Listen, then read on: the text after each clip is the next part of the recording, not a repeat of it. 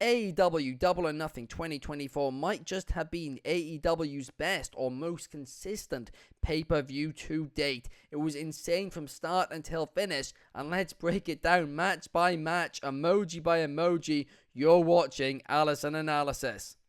Firstly, let's start with the crowd, because this crowd was insane all night long. The crowd can take my money. Crowds are such a large part of a wrestling show, and this crowd delivered and enhanced it so much, despite the fact it was a rather long show. We then got straight into the opener, which was Roderick Strong defending the International Championship against Will Ospreay. And before we specifically talk about the match itself, there was a moment in it where Matt Taven did a dive to the outside to Will Ospreay, and the referee was distracted. Although Matt Taven literally ran past the referee, there's literally no way that the referee could not have seen this. So unfortunately, I am going to give that a thumbs down.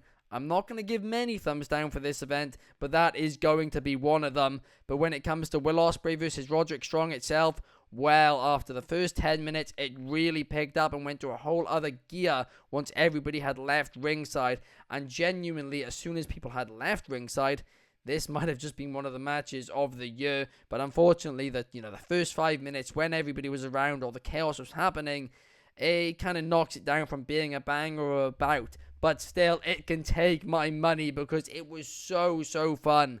Will Ospreay, every single match he has in AEW, he is pretty much stealing the show. Or at least, one of the contenders to steal the show. This guy was such a good signing for them, and I'm really happy that he's in AEW, simply because, it's literally just the ideal promotion for him, isn't it? He is the new international champion, and I'm excited to see what is next for the Billy Goat himself. Then Adam Cole came out, he came down to the ring, and he is seemingly cleared, but then the lights went out, and MJF returned. The devil is back. And this return, this was epic, wasn't it? MJF, he is staying in AEW. He said it best. The wolf is back. He's not effing leaving. A call back to the Wolf of Wall Street, which is a brilliant movie. So I love that reference for sure. MJF in AEW. MJF, Adam Cole. I cannot wait for this feud. It's going to be exciting indeed. Listen, I'm not going to say that AEW's, been awful without MJF, because that's simply not true. But he's undoubtedly been missed. He really has been. And it's just, I'm delighted to have him back. And this feud, this MJF Adam Cole feud, it's going to feed generations. Up next, we had the Bang Bang Gang defending the AEW Trios Championships against Death Triangle. And this match was a lot of fun. I've said it before, and I'll continue to say that I'm not really a fan of Jay White having a little bit of a comedy gimmick in AEW, but just basing it off this match alone, it was really entertaining, and Juice Robinson's return, well, that was a lot of fun as well. A subtle round of applause from me. However, it was at this point in the watch-along that we noticed on Fight TV they have a new feature where suddenly emojis are coming in from the side. Isn't that familiar? Yes, Triller TV, I think you're stealing from Allison Analysis, so you get a thumbs down for that. You should be ashamed of yourselves, you thieves. But talking about thieves, Toni Storm and Serena Deeb, well, they might just have stolen the show on any other night, because these two ladies, they put on a brilliant match. And I've been saying in recent months that women's matches on AEW pay-per-views, they've not been getting enough time. And that is true, that is factual in my personal opinion. Well, if it's an opinion, it can't be fact. But, it's factual. They've been getting a lot less time on average compared to men's matches. But they got a good amount of time here. Toni Storm and Serena Deeb, they both killed it. There were several near falls, and I just really enjoyed this match. These two ladies, well, they can take my money. Up next, we had Trent versus Orange Cassidy, and Trent finally has a new Titantron. It took them long enough, but that's a thumbs up from me. And the match itself will also receive a thumbs up from me. Orange Cassidy and Trent, they both, put on a very decent match here, but it kind of suffered from the fact that they faced each other only a few weeks ago. And this almost felt like, it could have been on an episode of AEW Dynamite, and maybe even stole the show more there, because in this position, it was in between a bunch of really great matches, And well, it just didn't kind of, compare to those. But it wasn't bad by any means. A thumbs up from me. I hope you have your textbooks ready, because up next, the Learning Tree defended the FTW Championship. That's right, Chris Jericho successfully defended the FTW Championship against Hook and Katsuyori Shibata. And this match, well, it was a lot of fun, wasn't it? It was very predictable. I mean, we all knew Shibata was just there to take the pin so the Jericho and Hook feud can go on longer. But it was a lot of fun. It was a lot of chaos. Nothing that I'd say, you need to go out of your way to necessarily see, but still a really fun match and a subtle round of applause off me. I'm really buying into this new Chris Jericho gimmick now. Up next, we had the IWGP World Heavyweight Champion Jon Moxley take on Takeshita in a non-title match, and this was a really, really enjoyable match. The arm of Jon Moxley was the focal point of it, and for 95% of this match, that was super successful. But right at the end, Moxley kind of just stopped selling it. He hit the Death Rider, putting pressure on it, and I just didn't kind of like that. So that kind of, hurt the match just a little bit for me. But for 95% of it, I absolutely adored this match. But the fact that Moxley kind of just stopped selling the arm he'd been selling all match long right at the end, well, that stops that from, getting my money, getting a banger about, and instead it'll just get a subtle round of applause. But I say just a subtle round of applause. That's an impressive rating, and this was an impressive match. But then this was the part of the show where everything went to a whole new level when the cage came down, and not just a cage, but a barbed wire cage for Adam Copeland versus Malachi Black. And this match was insane. It really, really was. There was so much blood from the get-go, and this was just Adam Copeland at his finest. This was maybe the most relevant Malachi Black has been in AEW. And when we saw, the House of Black kind of turn on Malachi Black and side with Adam Copeland for just a second, I truly bought into it. I thought that was what was going to happen, but no, it was a swerve, it was a double turn, and it was executed perfectly. This match was brilliant, really, really was. It can take my money all day long. Adam Copeland is such a brilliant storyteller in the ring, and Malachi Black has been so underrated in AEW. But hey, in this match, he got a chance to shine, and he proved why he is worth every penny of what he earns in All Elite Wrestling. And I'm really excited to see what is next for both of these men. And I mean, to see Adam Copeland, when we thought a few years ago he was never going to wrestle again, to see him now in a barbed wire steel cage match, it was insane. That jump off the top of the cage was absolutely insane. Was it unique? Was it different?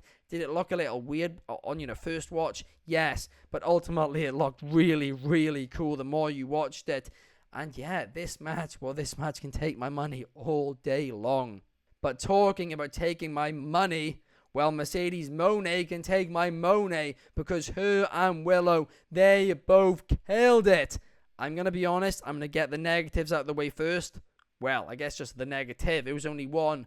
Mercedes Moné's new finisher, it didn't really work in Japan, and it's not working in AEW either. It kind of looked a little bit naff on Willow Nightingale. But I mean, apart from that, this match was extraordinary. It was brilliant. I could watch it all day long. It can take my money. I mean, Mercedes Moné was such a great get for AEW, and so far her promos have been, well, they've been up and down to say the least, right? I've not been the biggest fan of them, and her AEW run, well, it's kind of just felt like, we've been waiting for her to get in between the ropes. But as soon as she did, her and Willow lit the ring on fire. Not literally, that was later on in the night.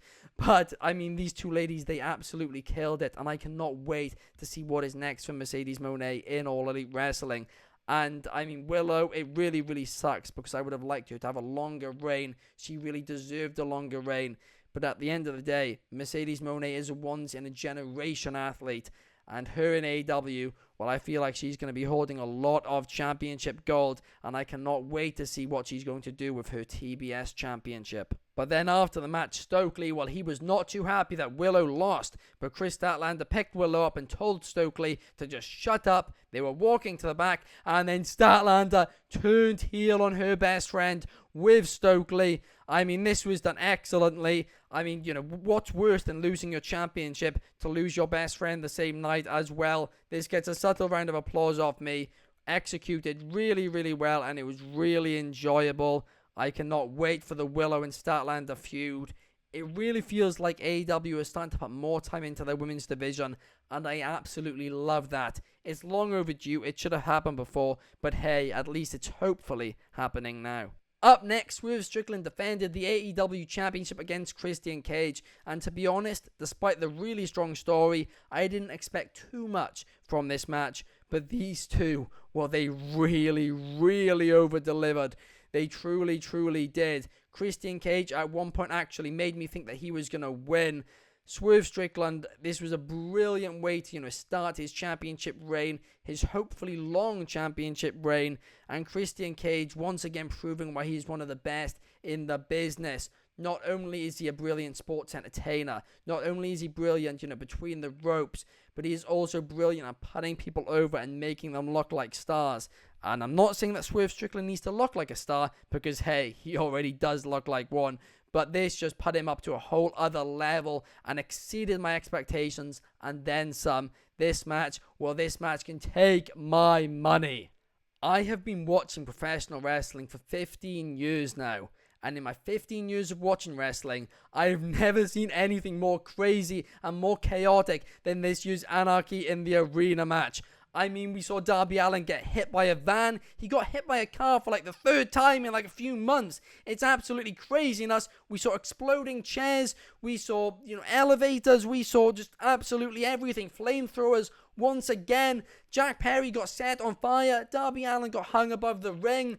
I mean, we saw even a sneaker commercial for the Young Bucks' new shoes. This was just craziness. I mean, Tony Khan was rolling down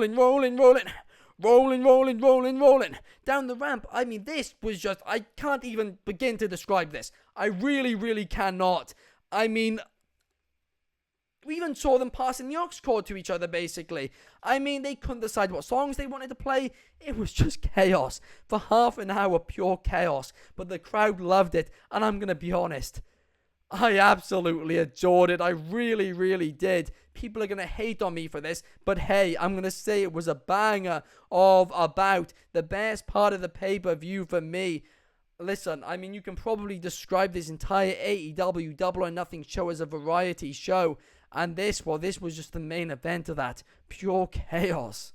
I mean, it's crazy when Darby Allin did a coffin drop in the first 2 minutes, and we forgot about it basically immediately after. I mean, there was just so much going on. But this year they did just a great job at, making sure that you didn't feel lost when watching it.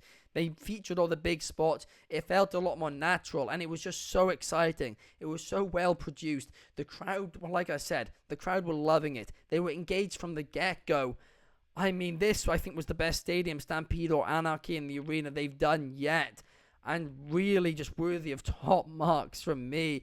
I mean, I can't get over it. Tony Khan just rolling down that ramp. That just makes me laugh so much. If you guys go and watch the video on Twitter, Tony Khan just rolling down the ramp, trying to get away from Jack Perry, who's on fire. Jack Perry's on fire. He then gets himself, out of fire. They're spraying, water all over him. Darby Allin's being, taken up to the top with his feet tied up. He then got hit with some trainers with some, thumbtacks in it, promoting the Young Bucks' new shoes. This was just an absolute, I can't even say what it is, but a cluster F word.